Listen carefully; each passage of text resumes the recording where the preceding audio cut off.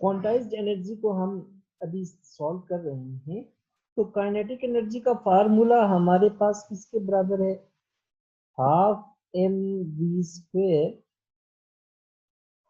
इसमें थोड़ी सी मैं मॉडिफिकेशन करना चाहूंगा क्योंकि हम इलेक्ट्रिक फील्ड में मौजूद हैं, चार्ज के बाहर न्यूक्लियस के करीब, न्यूक्लियस से electric field lines positive charge मौजूद है, उसमें से इलेक्ट्रिक फील्ड लाइंस मौजूद होंगी।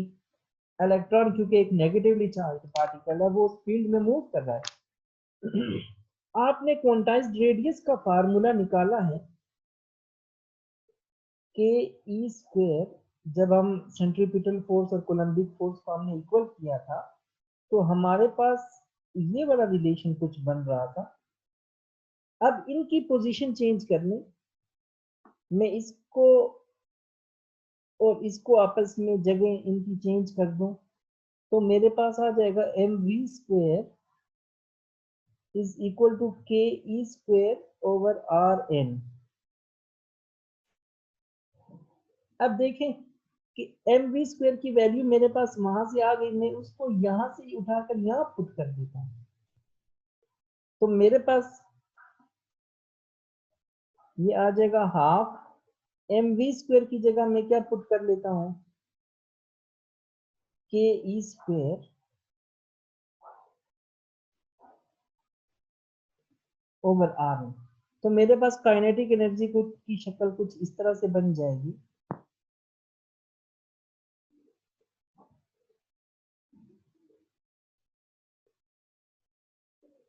ऐसे ये हम आगे इक्वेशन में फर्दर यूज करेंगे, फिलहाल मैं इसको यहाँ पर इस तरह से लिख देता हूँ। मेरे पास काइनेटिक एनर्जी की वैल्यू ये आ गई।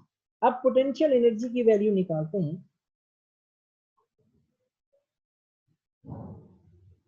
पोटेंशियल एनर्जी आपको पता है कि हम Q इंटू डेल्टा V के बराबर होता है, या पोटेंशियल एनर्जी का अगर ये वाली फाइनल फॉर्म में जानते तो आप इसको इस तरह से जानते होंगे, वर्क डन जो वो Q इंटू डेल्टा V के बराबर होता है। अब Q जो है वो माइनस, वो नेगेटिव चार्ज है, उसको मैं इलेक्ट्रॉन लिख देता हूँ, उसका माइनस के साथ लगा देता हूँ। और जो चेंज इन पोटेंशियल है उसको आप जानते हैं वो के ई ओवर आर के बराबर है। अब इसको मैं इस तरह से लिख सकता हूँ के e square over are N, और जो वर्क डन होता है वही एक्चुअली उसमें पोटेंशियल एनर्जी की सूरत में स्टोर होता रहता है। अब मेरे पास इस तरह से पोटेंशियल एनर्जी का भी एक फार्मूला बन गया है।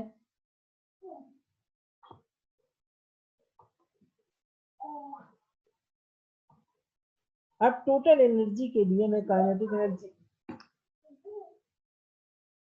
टोटल एनर्जी के लिए मैं काइनेटिक एनर्जी और पोटेंशियल एनर्जी दोनों का सम निकाल लेता हूं जैसे मैंने शुरू किया था।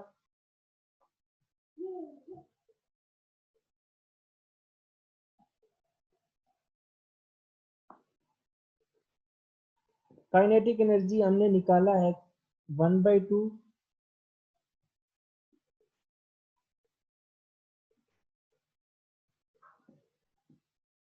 और पोटेंशियल एनर्जी हमने क्या निकाला है, आर एन। अगर मैं इनका एलसीएम ले लूं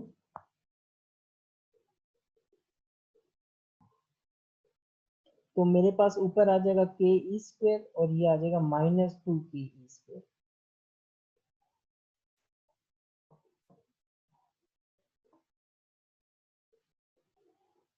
अब के ई स्क्वायर -2 के ई स्क्वायर आपके पास माइनस के e square over 2r n। तो मेरे पास जो एनर्जी की फाइनल फॉर्म आएगी वो इस तरह से आ जाएगी, माइनस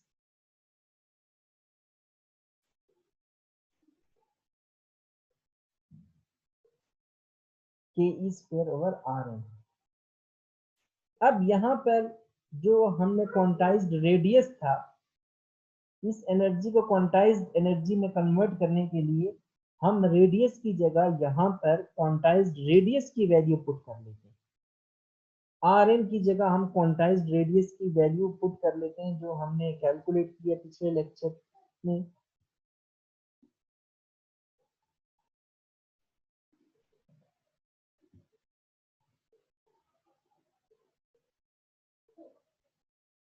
वो हमारे पास वैल्यू थी n स्क्वायर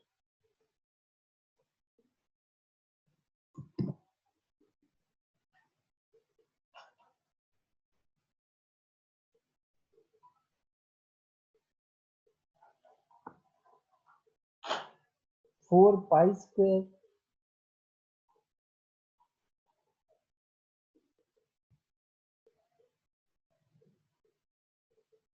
के एम ई स्क्वायर।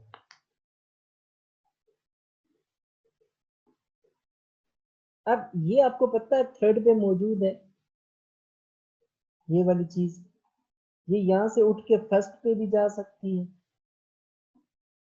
तो मैं इसको लिख सकता हूँ -1/2 के ई स्क्वायर 4 पाई स्क्वायर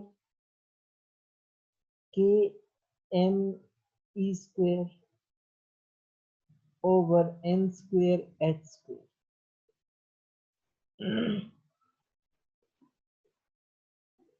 ये ई स्क्वायर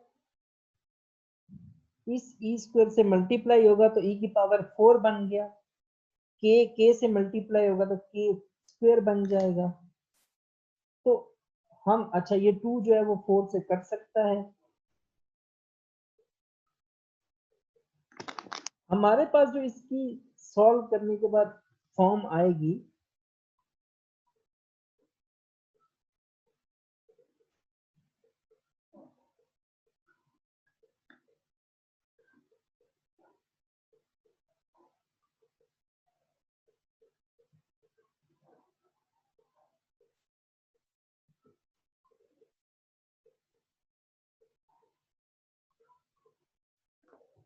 अब अगर हम इस सारे के सारे को जो न्यूमरेटर में मौजूद है, क्योंकि इसमें सारी की सारी चीजें कांस्टेंट हैं, कोई भी चीज चेंज होने वाली नहीं है, इन सारों को हम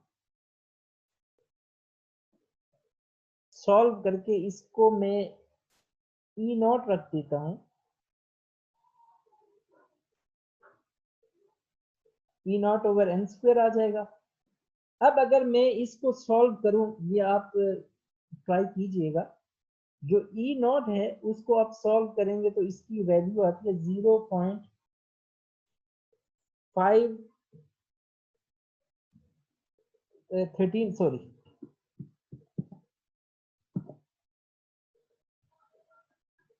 13.6 इलेक्ट्रॉन वोल्ट। और जो हमने फार्मूला बनाया है उसमें ई एन है, जो कि ई नॉट ओवर एन स्क्वायर के बराबर है। अगर मुझे, ये तो पहला शेल है, दूसरे शेल की वैल्यू निकालनी हो तो मैं n की जगह 2 पुट कर दूंगा, तो ये 13.6 ओवर 4 आ जाएगा, ये 3.4 इलेक्ट्रॉन वोल्ट हो जाएगा। अगर मुझे थर्ड शेल की वैल्यू निकालनी हो तो वो E3 हो जाएगा, उसको हम 13.6 डिवाइडेड बाय 3 स्क्वायर कर देंगे, ये आ जाएगा 1.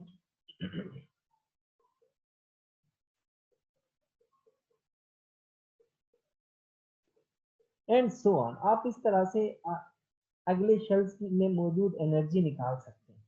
अब अगर इलेक्ट्रॉन ने पहले शेल में से दूसरे में जाना है, या पहले में से तीसरे में जाना है, पहले में से चौथे में जाना है, आप उनकी एनर्जी निकालना चाहें तो आप सिंपली उन दो शेल्स को आपस में माइनस कर देंगे।